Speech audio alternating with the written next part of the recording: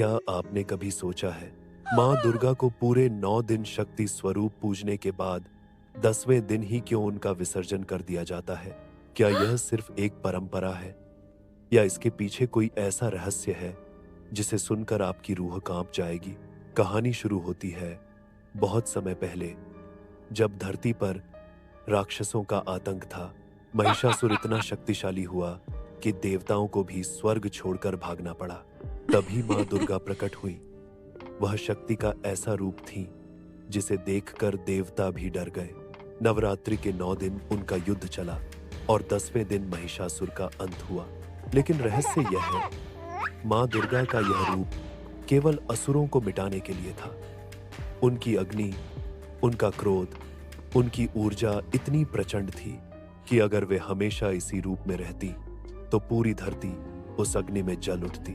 इसीलिए नवरात्रि के बाद मां का विसर्जन किया जाता है। कहा जाता है कि यह विसर्जन सिर्फ मूर्ति का नहीं, बल्कि उस प्रचंड शक्ति का शमन है जिससे धरती फिर से संतुलन पा सके। और अब सुनिए सबसे डरावना सच। मान्यता है कि अगर मां का विसर्जन न हो, अगर शक्ति को समय पर शांत न किया जाए, तो वह ऊर्जा किसी न किसी रूप में प्रकट होकर मानवता को भस्म कर सकती है।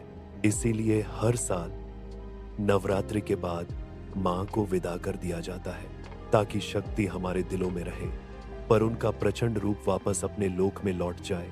लेकिन सोचिए, अगर किसी साल विसर्जन न हुआ, अगर मां का क्रोध धरती पर ही रह गया, तो क्या होगा? क्या पूरी दुनिया उस अग्नि में भस्म हो जाएगी?